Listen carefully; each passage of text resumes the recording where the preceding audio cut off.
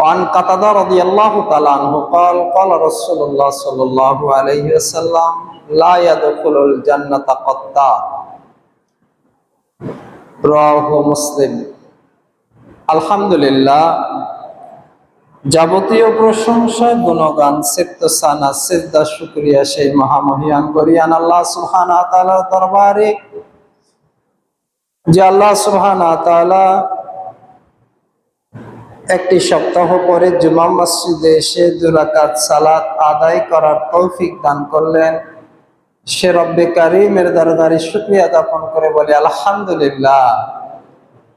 সালাত এবং তাসলিম, শান্তি বর্ষিত হোক নবী মুহাম্মদুর রাসূলুল্লাহ সাল্লাল্লাহু আলাইহি ওয়াসাল্লামের প্রতি, যার দেখানো পথ এবং পদ্ধতির মধ্যে রয়েছে মানব জাতির জন্য ইহকালীন সফলতা এবং পরকালীন মুক্তি। সে নবীর উপরে দরুদ সালাম, শান্তির বারিধারা বর্ষিত হোক সাল্লাল্লাহু আলা নবিয়ানা মুহাম্মদ ওয়া আলা আলিহি ওয়া আসহাবিহি আজমাইন। সম্মানিত দিনী মুসলিম ভাই, জবানিকার আড়ালে মা এবং ভগ্নীগণ, আজকের জুমার আলোচনার বিষয়বস্তু গীবত এবং পরনিন্দা। গীবত এবং পরনিন্দা সম্পর্কে সংক্ষিপ্ত আলোচনা করে শেষ করব। আমা তৌফিক ইল্লা বিল্লাহ, আলাইহি তাওয়াক্কালতু ওয়া ইলাইহিল ইউনীব। আল্লাহুম্মা আমিন। যদিচ এই বিষয়টা আমাদের সকলেরই জানা, তারপরেও মানুষের যতগুলো খারাপ গুণ রয়েছে তার মধ্যে অন্যতম বদ গুণ, বদ স্বভাব, খারাপ গুণের নাম হচ্ছে গীবত এবং পরনিন্দা। প্রতিটা মানুষের মধ্যে আল্লাহ সুবহানাহু ওয়া তাআলার অপছন্দের কাজ হচ্ছে অহংকার করা এবং গীবত করা।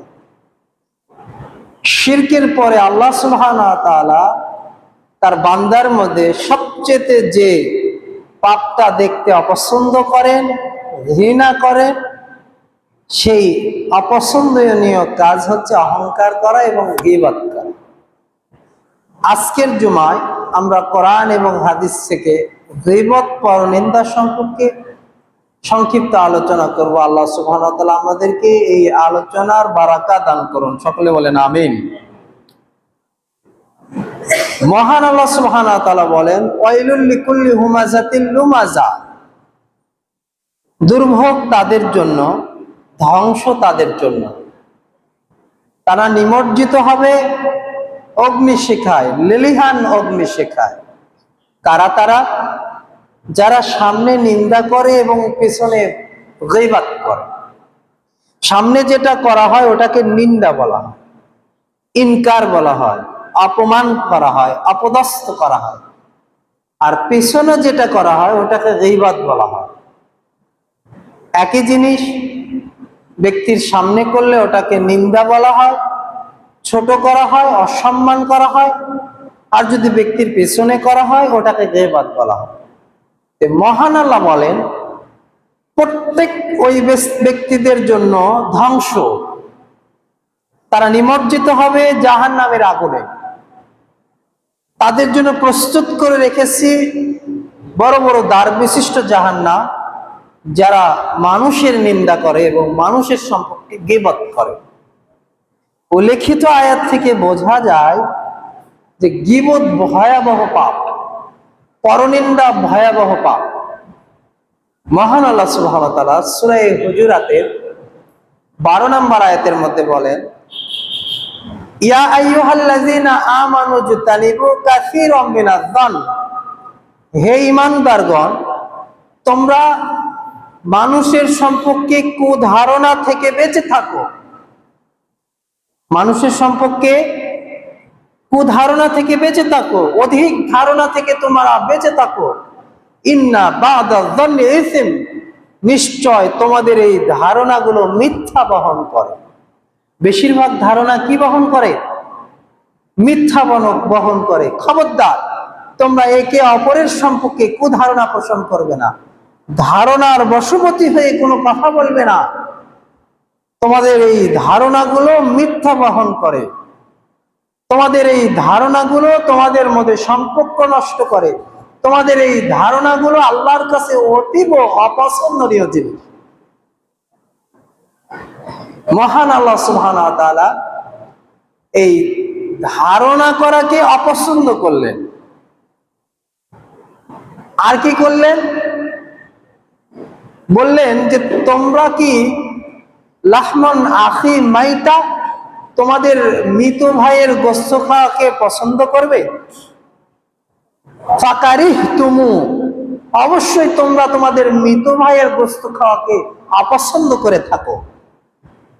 নিশ্চয় আল্লাহর নিকট তোমাদের ভাইয়ের পরনিন্দা, পরচর্চা, গীবত করা এইরকম অপছন্দের, তোমরা যেরকম তোমাদের মৃত ভাইয়ের গোশত খাওয়াকে, মাংস ভক্ষণ করাকে অপছন্দ করে থাকো।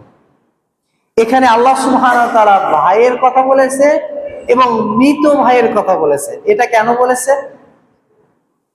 এটা এই জন্য বলেছে যে মানুষ তার ভাইয়ের জন্য রক্তপাত ঘটাতেও দ্বিধাবোধ করে না। দেখেন না যে একজন ভাইকে যদি আরেকজন মানুষের সাথে দ্বন্দ্বে লিপ্ত হয়, মারামারিতে লিপ্ত হয়, তখন এই ভাইটা জিজ্ঞাসা করে না কি নিয়ে মারামারি হয়েছে, কেন মারামারি করতেছো। সে মনে করে আমার ভাইকে যেহেতু মারতেছে, অতএব তার বিরুদ্ধে লড়াই করা আমার জন্য জরুরি হয়ে গেছে। তাহলে মানুষ তার ভাইয়ের সাথে যদি অন্য কেউ দ্বন্দ্বে লিপ্ত হয়, তখন মানুষ এটাকে তার সাথে অপরের সাথে মারামারি করাকে নিজের জন্য জরুরি করে নেয়।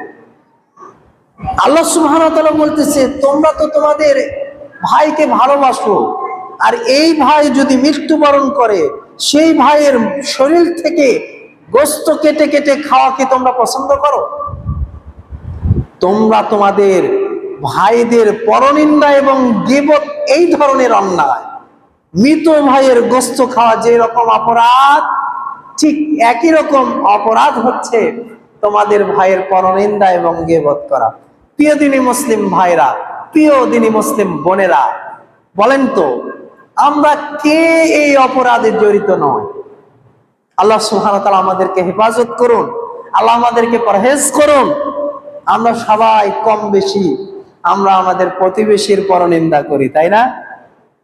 প্রতিবেশীর পরচর্চা করি, আমরা আমাদের অফিসের বসের পরনিন্দা করি, আমরা আমাদের অফিসের বস তার অধস্তন নিম্ন কর্মচারীদের পরনিন্দা করে, গীবত করে। যেই গীবতের কোনো প্রয়োজন নেই, সেই গীবত নিয়ে সারাদিন সারাক্ষণ চায়ের দোকানে, আর বাড়ি মহল্লায়, আর বিকালে মহিলাদের আসরে কত যে গীবত, কত যে পরনিন্দা। অথচ আল্লাহ সুবহানাহু ওয়া তাআলা বলতেছে তোমরা তোমাদের ভাইয়ের গোশত কেটে ভক্ষণ করা, মৃত ভাইয়ের গোশত কেটে ভক্ষণ করা যেরকম অপরাধ, তোমাদের মৃত বোনের গোশত কেটে ভক্ষণ করা যেরকম অপরাধ, ঠিক একই রকম অপরাধ তোমাদের ভাইয়ের সম্পর্কে কুচ্ছা লটানো, তোমাদের ভাইয়ের সম্পর্কে পরনিন্দা করা, তোমাদের ভাইয়ের সম্পর্কে গীবত করা। শুধু তাই নয়, আল্লাহ সুবহানাহু ওয়া তাআলা এরপরে বলতেছে শুনে রাখো, ইন্নাল্লাহা ইউহিব্বুত তাওয়াবিন, নিশ্চয় আল্লাহ সুবহানাহু ওয়া তাআলা ওই সকল তওবাকারীদেরকে ভালোবাসেন। এই কথা আয়াতের শেষে কেন বললে?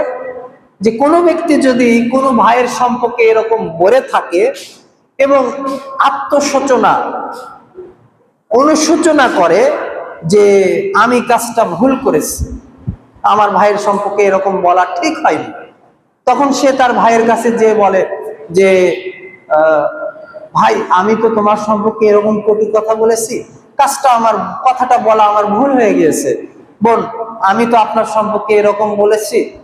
শাশুড়ি যদি বৌমার কাছে যে বলে যে আমি তো আসলে 20 বছর, তুমি 15 বছর সংসার করতেছো, আমার ননদের কাছে আর আমার জায়ের কাছে তোমার সম্পর্কে যে কত কটু কথা আমি বলেছি, কাজটা তো আমি ভুল করেছি। বৌমা যদি শাশুড়িকে যে বলে আম্মা আমি তো আমার বোনের কাছে আপনার সম্পর্কে এত কটু কথা বলেছি, এত নিন্দা করেছি, আর এত গীবত করেছি, আম্মা কাজটা আমি ভুল করেছি। এই জন্য আল্লাহ বললেন এই আয়াতের শেষে যে তোমরা মানুষের সম্পর্কে কুধারণা করো না, মানুষের সম্পর্কে পরনিন্দা করো না, গীবত করো না, পরচর্চা করো না, এটা অপরাধ, এটা অন্যায়, এটা মৃত ভাইয়ের গোশত খাওয়ার মতো অন্যায়। এরপরে আয়াতের শেষে আল্লাহ বলতেছে, নিশ্চয় যারা তওবা করে আল্লাহ তার প্রতি ইয়ারহামার রাহিমিন, আল্লাহ তাদের প্রতি দয়ালু, আল্লাহ তাদের প্রতি রহম দিয়ে, তার দয়া দিয়ে তাদের এই অপরাধ ক্ষমা করে দিবেন। অপরাধ অনেক বড়, অপরাধ অনেক বেশি। আপনি যদি গীবত পরনিন্দা করেন, মানুষের সম্পর্কে গীবত পরনিন্দা আপনাকে জাহান্নাম পর্যন্ত নিয়ে যাবে। গীবত এমন একটি ভয়াবহ পাপ, শিরক যেরকম একজন বান্দাকে জাহান্নামে নিয়ে যাবে, ব্যভিচার যেরকম একজন মানুষকে জাহান্নামে নিয়ে যাবে, গীবত একই রকম ভাবে একজন মানুষকে জাহান্নাম পর্যন্ত পৌঁছে দিতে সক্ষম। গীবত এত বড় পাপ, গীবত পরনিন্দা এত ভয়াবহ পাপ। কিন্তু এই পাপ থেকে পরিত্রাণ পাওয়া অতীব সহজ। কি করতে হবে বলেন তো? যার সম্পর্কে গীবত করেছেন তার কাছে যেয়ে বলতে হবে, ভাই আমি আপনার সম্পর্কে এই কথাটা বলেছি, এটা তো বলা ঠিক হয়নি, আপনি আমাকে ক্ষমা করে দেন। বান্দার থেকে ক্ষমা নিতে হবে। বান্দার সাথে, ভাইয়ের সাথে, বোনের সাথে, বোনের পরনিন্দা করে, শাশুড়ির পরনিন্দা করে, আর ছেলের বউয়ের পরনিন্দা করে, ননদের পরনিন্দা করে আপনি কাবা ঘরের গিলাফ ধরে ক্ষমা চেয়ে ক্ষমা পাবেন না। বান্দার সাথে জড়িত পাপ আসমানে ক্ষমা হবে না। এই জন্য গীবত সম্পর্কে খুব সাবধান। অপমান হতে হবে। অপমান মানে আগামীকাল যদি আপনার শত্রুর হাত ধরে যায় বলেন, আমি এই এই এই এই বলেছি তোমার সম্পর্কে, ও পরের দিন থেকে বলবে, ও আমার সম্পর্কে এগুলো বলে বেড়াও তুমি, অপমান হবেন কিনা? অপমান হতে হবে। দুনিয়ার অপমান শুধু নয়, আল্লাহর কাছে অপদস্থ হতে হবে কাল কিয়ামতের মাঠে। এই জন্য আল্লাহ সুবহানাহু ওয়া তাআলা সূরা হুজুরাতের এই 12 নম্বর আয়াতে সাবধান করলেন। 11 নম্বর আয়াতে এভাবে আল্লাহ সুবহানাহু ওয়া তাআলা বলতেছে, শুনে রাখো তোমরা যাকে অপদস্থ করতেছো, পুরুষ লোকেরা, ইয়া আইয়ুহাল্লাযিনা আমানু, হে ঈমানদারগণ, তোমরা কোন পুরুষ লোককে যদি এরকম অপদস্থ করো, ছোট করো, ইনকার করো, করে না? দেখবেন বন্ধু মহলে এক বন্ধু আরেক বন্ধু একটু কথাবার্তায় স্মার্ট, শিক্ষা দীক্ষায় একটু উপরে, দেখবেন এক বন্ধু আরেক বন্ধুকে ইনকার করে, এক বোন আরেক বোনকে ইনকার করে, এক প্রতিবেশী আরেক প্রতিবেশীকে ইনকার করে। হয়তো সে তার মতো দেখতে সুন্দর নয়, চেহারাটা কুষ্ঠিত, দাঁতগুলো এবড়ো থেবড়ো, পোশাক অত পরিপাটি না, কথা অত গুছিয়ে বলতে পারে না।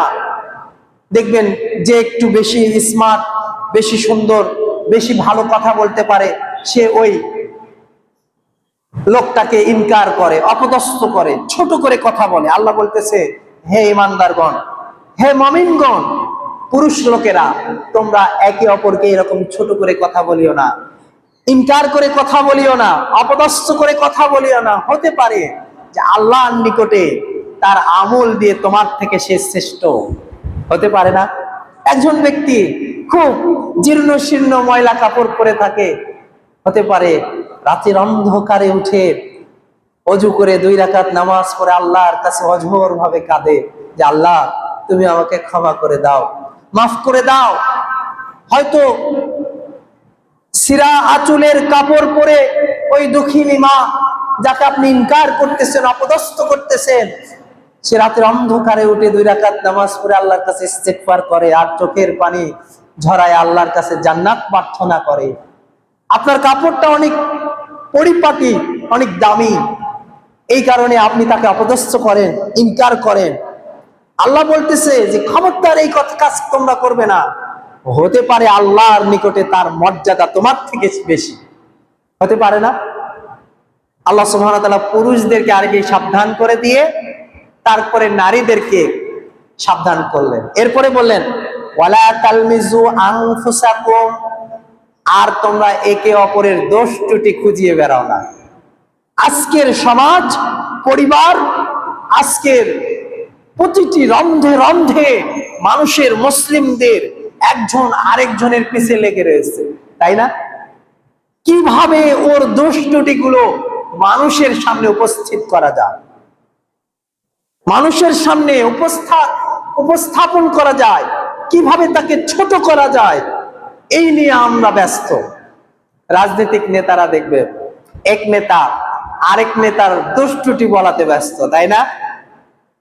সরকারি দলীয় নেতারা বিরোধী দলীয় নেতাদের দোষ ত্রুটি বলতে ব্যস্ত। ব্যক্তিগত দোষ ত্রুটি আমি বলতেছি না, সামাজিক বা রাষ্ট্রীয় কোনো দোষ ত্রুটি, ব্যক্তিগত দোষ ত্রুটি বড় মঞ্চে মানুষের সামনে আলোচনা করতেছে।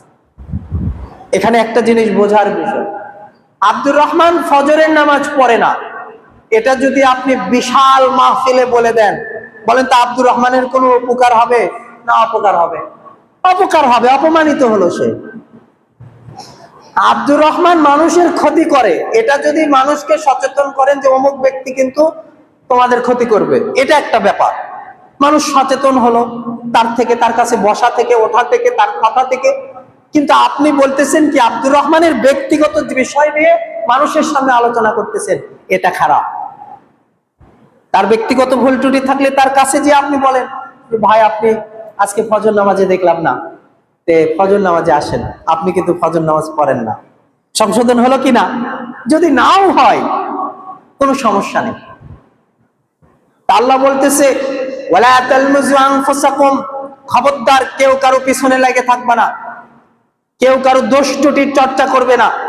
আজকে সমাজের শাশুড়ি ছেলের বউয়ের দোষ ত্রুটি ধরাতে ব্যস্ত, ছেলের বউ শাশুড়ির দোষ ত্রুটি ধরাতে ব্যস্ত, ভাই ভাইয়ের দোষ ত্রুটি ধরাতে ব্যস্ত, বোন বোনের দোষ ত্রুটি ধরাতে ব্যস্ত, ননদ ভাই বউয়ের দোষ ত্রুটি ধরাতে ব্যস্ত। সারা দিন রাত 24 ঘন্টা একজন আরেকজনের পিছে লেগে রয়েছে, অথচ আল্লাহ সুবহানাহু ওয়া তাআলা নাহির সিগা লা তালমিজু, খবরদার একজন আরেকজনের দোষ ত্রুটি বর্ণনা করবে না। আল্লাহ সুবহানাহু ওয়া তাআলা এরপরে বললেন আরেকটি কাজ করবে না তোমরা, মানুষকে তোমরা ভিন্ন নামে ডাকবে না। ঈমান আনার পরে ভিন্ন নামে ডাকা অতীব আল্লাহর নিকট অপছন্দনীয় জিনিস। উলাইকা হুমুয যালিমুন, আর যারা ঈমান আনার পরে এই সকল পাপ কাজ করে তারাই তো জালেম। তারা আল্লাহ জালেম কাদেরকে বললে বলেন তো? আয়াতের প্রথমে বলেছিলেন খবরদার তোমরা আরেকজনকে ছোট মনে করবে না, ইনকার করবে না, অপমান করবে না, অপদস্থ করবে না। যারা অপমান করে, অপদস্থ করে, ছোট করে। 2 নাম্বার, মানুষের দোষ ত্রুটি নিয়ে চর্চা করে, মানুষের ভুল ত্রুটি খুঁজে বেড়ায়। 3 নাম্বার, মানুষকে ভিন্ন নামে ডাকে। এই 3টি কাজ যারা করে তারা হচ্ছে আল্লাহর ভাষায় জালেম, মানে অত্যাচারী। তারা হচ্ছে আল্লাহর ভাষায় জালেম। উলাইকা হুমুয যালিমুন, তারা হচ্ছে আল্লাহর ভাষায় জালেম। যারা মানুষের দোষ ত্রুটির চর্চা করে, যারা মানুষের ছোট করে, ইনকার করে, যারা মানুষকে ভিন্ন নামে ডাকে। ভিন্ন নামে ডাকা বোঝেন কি? একটু বলি। একজন মানুষের নাম রেখেছে আবুল, কি রেখেছে? আবুল হাসান। নামটা সুন্দর, চমৎকার, আবুল হাসান। আবুল মানে পিতা, হাসান মানে হাসান, হাসানের পিতা আবুল হাসান। আছে না এরকম? এখন কালতেছে এই আবুল্লাহ ডাকতেছে না? এইরকম ভাবে নামকে বিদ্রুপ করে ডাকা, নামকে পরিবর্তন করে ডাকা, এটা আল্লাহর নিকট অতীব অপছন্দনীয় বিষয়। কারণ ইসলামে নাম রাখা কত গুরুত্বপূর্ণ। রাসূল মুহাম্মদ সাল্লাল্লাহু আলাইহি ওয়াসাল্লাম বলেছে সন্তান জন্মগ্রহণ করার পরে তোমরা একটা সুন্দর নাম রাখো, অর্থবহ দেখে সুন্দর একটা নাম রাখো। কেন নাম রাখবে সুন্দর একটা? কাল কিয়ামতের ময়দানে সারা পৃথিবীর মানুষের সামনে এই নাম ধরে আল্লাহ সুবহানাহু ওয়া তাআলা ডাক দেবেন। আপনার নাম ধরে আল্লাহ সুবহানাহু ওয়া তাআলা সারা পৃথিবীর সামনে ডাক দিবে। তাহলে নামটা সুন্দর করে রাখতে হবে, তাই না? নাম রেখেছে পিন্টু, নাম রাখে না? যদিও এগুলো আরবি নাম না, বাংলা নামও না, এই সংস্কৃত ভাষা থেকে এভাবে এসে গেছে। মিন্টু, তাই না? আবার পিন্টু মিন্টু যারা আছেন তারা রাগ করিয়েন না। এই নামগুলো কি অর্থবহ নাম? নাম রেখেছে ঝন্টু, এগুলো অর্থবহ নাম নয়। এই জন্য পিতামাতার উচিত সন্তান জন্মগ্রহণ করার আগেই তাদের নামটা ঠিক করা। সন্তান হয়ে গেলে তাদের সুন্দর একটা নাম, ছেলে হোক মেয়ে হোক, তাদেরকে দেওয়া। 7 দিনের দিনে নাম রেখে আকিকা দেওয়া। ইসলাম সন্তানের নাম রাখাকে এত গুরুত্ব দিয়েছে যে পশু জবাই করে তার আকিকা দিতে হবে। পশু জবাই করে, অর্থ খরচ করে আকিকা দিয়ে নাম রাখবে আবুল হাসান, আর আপনি আবুল্লাহ বলে ডাকবেন? আল্লাহ পছন্দ করেন না এটা। আল্লাহর নিকটে এটা জুলুম। যারা এই কাজ করে, মানুষের নাম পরিবর্তন করে ডাকে, তারা আল্লাহর নিকট জালেম, অত্যাচারী। প্রিয় দিনী মুসলিম ভাইরা, খুব খেয়াল রাখতে হবে। সমাজে যুবক ভাইদেরকে বলবো যে আপনারা কিন্তু এই নাম বিকৃত করার চর্চায় লেগে রয়েছেন। কলেজ ইউনিভার্সিটিতে, স্কুল কলেজে, বিভিন্ন প্রতিষ্ঠানে, চাকরিলয়ে, বিভিন্ন জায়গায় দেখবেন নাম পরিবর্তন করে ডাকা হচ্ছে। বুদ্ধিজ্ঞান একটু কম, তাকে এমনি একটা নাম দেওয়া হচ্ছে, তাই না? এই নাম ব্যঙ্গ করার অপচর্চা থেকে আমাদেরকে বের হয়ে আসতে হবে। প্রিয় দিনী মুসলিম ভাইরা, বলতেছিলাম আবু হুরায়রা রাদিয়াল্লাহু তাআলা থেকে বর্ণিত, নবী মুহাম্মদ সাল্লাল্লাহু আলাইহি ওয়াসাল্লাম বলেন, আকসিরু মিন আহলিন নাসিল জান্নাহ, ইয়া রাসূলুল্লাহ, আমাদেরকে বলে দিন কোন আমলটির কারণে মানুষ সবচেয়ে বেশি জান্নাতে যাবে। রাসূল সাল্লাল্লাহু আলাইহি ওয়াসাল্লাম বললেন, তাকওয়াল্লাহ ওয়া হুসনুল খুলক। সেটা হচ্ছে তাকওয়া, আল্লাহ ভীতি। আল্লাহ ভীতি যার যত বেশি, তার জান্নাতে যাওয়ার সম্ভাবনা তত বেশি। যার ভিতরে যত তাকওয়া, আল্লাহর ভয়, সে তত দ্রুত কাল কিয়ামতের ময়দানে বিচার হয়ে জান্নাতে চলে যাবে। তার আমলনামা তত বেশি ভারী হবে। আরেকটা জিনিস হুসনুল খুলক, তা হচ্ছে উত্তম চরিত্র।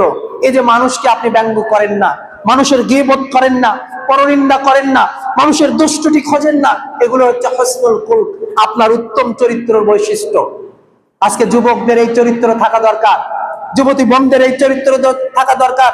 আপনি ইলম চর্চা করেন, হাদিস চর্চা করেন, কোরআন চর্চা করেন, আপনার যে সাবজেক্ট, সেই সাবজেক্ট নিয়ে লেখাপড়া করেন। কেন মানুষের দোষটি নিয়ে আপনি ব্যস্ত রয়েছেন? কেন মানুষের গীবত পরনিন্দা নিয়ে আপনি ব্যস্ত রয়েছেন? গীবত পরনিন্দা আপনাকে কি দিতে পারে? সামাজিক অবক্ষয়, ভাইয়ে ভাইয়ে দ্বন্দ্ব, প্রতিবেশীতে প্রতিবেশী দ্বন্দ্ব ছাড়া গীবত পরনিন্দা কোনো কল্যাণ বয়ে আনতে পারে না। আজকে পরিবারে পরিবারে দ্বন্দ্ব, সমাজে সমাজে দ্বন্দ্ব, এক পাড়া আরেক পাড়ার সাথে দ্বন্দ্ব, এক ভাই আরেক ভাইয়ের সাথে দ্বন্দ্ব, অফিসের বসের সাথে তার কর্মচারীর দ্বন্দ্ব। এর মূলে রয়েছে গীবত, পরনিন্দা এবং একে অপরকে তুচ্ছ তাচ্ছিল্য করা। এই জন্য রাসূল সাল্লাল্লাহু আলাইহি ওয়াসাল্লাম বললেন, উত্তম চরিত্র তোমাদেরকে জান্নাতে নিয়ে যাবে। আর দুইটি জিনিস তোমাদেরকে জাহান্নামে নিয়ে যাবে, তা হচ্ছে ফামওয়াল ফারজাহা। একটি হচ্ছে তোমাদের এই গহব্বর অর্থাৎ মুখ, জিহ্বা তোমাদেরকে জাহান্নামে নিয়ে যাবে। দুই নাম্বার, তোমাদের দুই উরুর মধ্যবর্তী জায়গা অর্থাৎ লজ্জাস্থান তোমাদেরকে জাহান্নামে নিয়ে যাবে। সবচেয়ে বেশি তোমাদের জিহ্বা এবং লজ্জাস্থান জাহান্নামে নিয়ে যাবে। আজকের আলোচনার বিষয় গীবত। মানুষ তার জিহ্বা দিয়ে গীবত করে। মহান আল্লাহ বলেন, ওয়ালিসানা ওয়া শাফাতাইন, আমি কি তোমাদের দুইটি ঠোঁট দেইনি? দেখবেন যারা ঠোঁট কাটা মানুষ, তারা স্পষ্ট কথা বলতে পারে না।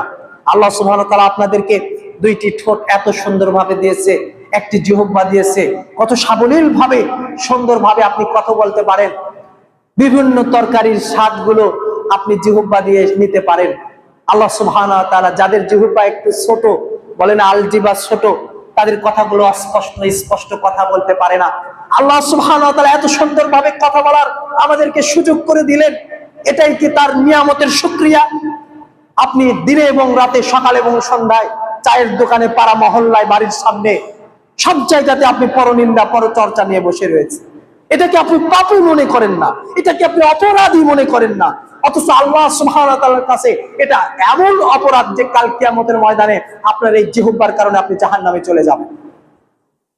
আল্লাহ নবী সাল্লাল্লাহু আলাইহি ওয়াসাল্লাম এই জন্য বললেন, আকসারুন নাস মিন আহলিন নার, মানুষ দুইটি জিনিসের জন্য অধিক পরিমাণে জাহান্নামে যাবে। তার একটি হচ্ছে তার জিহ্বা, আরেকটি হচ্ছে লজ্জাস্থান। সাহল ইবনে সাদ রাদিয়াল্লাহু তাআলা বলেন,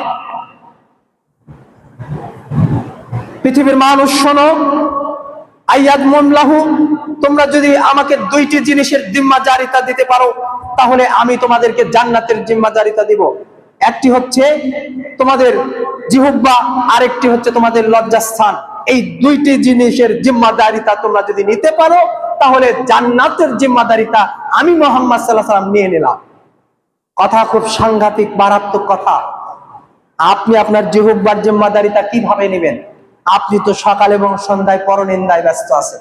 প্রিয় দিনী বোন, খবরদার, আজ থেকে কারো পরনিন্দা করবেন না। ছেলে মেয়ের যদি কোনো দোষ ত্রুটি দেখেন তাদেরকে কাছে ডাকবেন। ছেলের বউয়ের যদি কোনো দোষ ত্রুটি দেখেন কাছে ডাকবেন। দেখে আল্লাহ নবী সাল্লাল্লাহু আলাইহি ওয়াসাল্লাম যেভাবে বলতেন, সাহাবীদের কোনো দোষ ত্রুটি দেখলে তাদেরকে কাছে ডেকে তাদেরকে সংশোধন করে দিতে। একবার বলবেন, দুইবার বলবেন, তিনবার বলবেন, সংশোধন না হলে আল্লাহর কাছে দোয়া করবেন যে রব্বুল আলামিন, আমি তাকে অনেক বলেছি, তুমি তাকে একটু হেদায়েত দান করো তো, সে যেন এই ভুল থেকে নিজেকে সংশোধন করে নিতে পারে। বলবেন যে অনেক বলেছি, সংশোধন হয় না। হবে না তো, আপনি দোয়া করেননি তার জন্য। আপনি যার কল্যাণকামী তার জন্য দোয়া করতে হবে। ছেলে বউদেরকে শাশুড়ির জন্য দোয়া করতে হবে যে আল্লাহ, আমার শাশুড়ি আমার প্রতি এত কঠিন, এত রুক্ষ আচরণ করে আমার শ্বশুর আমার সাথে, তুমি তাকে একটু নরম করে দিও তো। শাশুড়িকে এরকম ভাবে দোয়া করতে হবে, আল্লাহ আমার ছেলে বউটাকে এমন ভাবে করে দাও, তার পিতামাতাকে, নিজের পিতামাতাকে যে রকম ভাবে দেখে সে যেন আমাকে ওই রকম ভাবে দেখে। দোয়া করেছিলেন? উপদেশ দিতে হবে, দোয়া করতে হবে। পরনিন্দা গীবত করে নিজের জাহান্নাম, নিজের জান্নাত হারিয়েন না, নিজের জায়গা অবস্থান হারায়েন না। বলতেছিলাম, রাসূল মুহাম্মদ সাল্লাল্লাহু আলাইহি ওয়াসাল্লাম বললেন, দুইটি জিনিসের জিম্মাদারিতা নিতে পারলে আমি জান্নাতের জিম্মাদারিতা নিলাম। নিতে পারবেন তো ইনশাআল্লাহ? আজ থেকে এই জিহ্বা দিয়ে যেন কারো পরনিন্দা না হয়। মানুষকে ইনকার করবেন না, ছোট করবেন না। যাকে ছোট করতেছেন, মান বাদ্দা বিহি আমালুহু লাম ইসরিফ বিহি নাসাবুহু, সে হয়তো আপনার আমলের দিক থেকে অনেক এগিয়ে রয়েছে। কেন আপনারা জানেন না? বিলাল বিন রাবাহ রাদিয়াল্লাহু তাআলা আনহু সাহাবীদের মধ্যে অনেক এগিয়ে ছিল না? কালো কৃষ্ণ বর্ণের হাবশী গোলাম, দাঁতগুলো এবড়ো থেবড়ো, আজানের উচ্চারণ আশহাদু আল্লা ইলাহা ইল্লাল্লাহ বলতে পারতেন না, আশহাদু আন্না মুহাম্মাদুর রাসূলুল্লাহ বলতো আশহাদু আল্লাহ, মানে শিনটা ভালোভাবে উচ্চারণ হতো না, দাঁতগুলো এবড়ো থেবড়ো থাকার কারণে। কিন্তু আল্লাহ কি বলেছে? ইন্নাল্লাহা ইয়ানজুরু আলা কুলুবিকুম, আমি দেখি বান্দার অন্তর।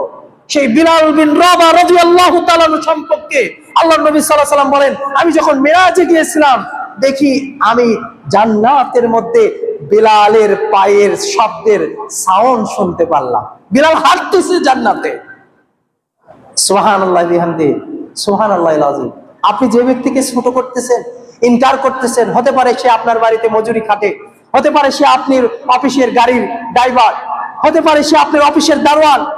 যাকে আপনি ইনকার করতেছেন, ছোট করতেছেন, তার এমন আমল থাকতে পারে যে আমলের কারণে আল্লাহর নিকট সে মর্যাদার শীর্ষ স্থানে অবস্থান করতেছে। আল্লাহ নবী সাল্লাল্লাহু আলাইহি ওয়াসাল্লাম বলেন, আবু হুরায়রা রাদিয়াল্লাহু তাআলা থেকে বর্ণিত, তিনি বলেন, কাল কিয়ামতের ময়দানে আল্লাহর নিকটে ওই লোক সবচেয়ে বেশি মন্দ, খারাপ হিসেবে বিবেচ্য হবে যেই লোক দুইটা মুখ নিয়ে অবস্থান করবে। সাহাবীগণ বলে, ইয়া রাসূলুল্লাহ, দুই মুখ নিয়ে কিয়ামতের দিনে অবস্থান করবে, এটা কেমন কথা হয়ে গেল? বলতেছে, হ্যাঁ, তোমাদের ওই মানুষগুলো যারা এখানে এক কথা বলে, আবার আপনার সামনে এক কথা বলে, আবার আপনার শত্রুর কাছে গিয়ে বলে আরেক কথা বলে। আছে না এরকম? মানে আপনার সামনে এত মিষ্টি মিষ্টি কথা বলবে, এত ভালোবাসা দেখাবে, এত আন্তরিকতা দেখাবে, দেখে আপনার থেকে আপনার কুশল বিনিময় করে আপনার খোঁজ খবর গুলো নিবে, নিয়ে আপনার যে শত্রু রয়েছে তার কাছে যে এই যে আপনার যে গোপন বিষয়গুলো, এগুলো তার কাছে বলে বেড়াবে। আল্লাহ রাসূল সাল্লাল্লাহু আলাইহি ওয়াসাল্লাম বলতেছে, কাল কিয়ামতের ময়দানে এই শ্রেণীর মানুষগুলো হবে সবচেয়ে খারাপ, সবচেয়ে নিকৃষ্ট মানুষ হবে এরা, যারা মানুষের সম্পর্কে কুচ্ছা রটাতো, মানুষের সম্পর্কে এরকম বাজে কথা বলতো, এবং আপনার সামনে ভালো আচরণ দেখাতো, এবং আপনার প্রতিবেশীর কাছে যে খারাপ আচরণ দেখাতো। সম্মানিত দ্বীনি মুসলিম ভাই, বলতেছিলাম, আয়েশা রাদিয়াল্লাহু তাআলা আনহা থেকে বর্ণিত, তিনি বলেন, রাসূল সাল্লাল্লাহু আলাইহি ওয়াসাল্লাম বলেছেন যে কাল কিয়ামতের ময়দানে আল্লাহ সুবহানাহু ওয়া তাআলা ওই মানুষগুলোকে পছন্দ করবেন না যেই মানুষগুলোকে সমাজের মানুষ পছন্দ করতো না। অর্থাৎ সমাজের মানুষের কাছে মানুষ তাদের থেকে পালিয়ে বেড়াতো, যে এর কাছে বসলেই সে কি করবে? আমাকে ছোট করবে, আমাকে অপমান করবে, আমাকে অপদস্থ করবে, আমাকে লজ্জা দেবে, শরমের মধ্যে ফেলে দেবে। সমাজের মানুষ, এক শ্রেণীর মানুষ এরকম আছে দেখবেন, যে তার কাছে যে বসলে সে কটু কথা বলে। কাল কিয়ামতের ময়দানে মানুষ যেরকম এই লোককে পছন্দ করে না, আল্লাহ এই লোককে পছন্দ করে না। অন্য রিওয়ায়াতে রয়েছে এই শ্রেণীর মানুষকে আল্লাহ সুবহানাহু ওয়া তাআলা জাহান্নামে নিক্ষেপ করবেন। এই শ্রেণীর মানুষের আরেকটি বদগুণ আরেকটা হাদিসে বর্ণিত হয়েছে, তা হচ্ছে সাক্ষাৎ হলেই অশ্লীল কথা বলে। সাক্ষাৎ হলেই দেখবেন খারাপ ভাষায় কথা বলে, মন্দ কাজ করার নির্দেশ দেয়, খারাপ কাজ করার নির্দেশ দেয়। এই শ্রেণীর মানুষ কাল কিয়ামতের ময়দানে আল্লাহর কাছে অতীব নিকৃষ্ট হিসাবে কাল কিয়ামতের মাঠে উঠবে। বলতেছিলাম আবু হুরায়রা রাদিয়াল্লাহু তাআলা থেকে বর্ণিত, তিনি বলেন আল্লাহ নবী সাল্লাল্লাহু আলাইহি ওয়াসাল্লামকে জিজ্ঞাসা করা হলো, মা হুয়াল গীবত ইয়া রাসূলুল্লাহ, আপনি যে গীবতের কথা বলতেছেন, গীবত কি জিনিস? তখন রাসূল সাল্লাল্লাহু আলাইহি ওয়াসাল্লাম বললেন যে গীবত তোমাদের ভাইয়ের ওই জিনিস যার সামনে বললে যা সে অপছন্দ করে।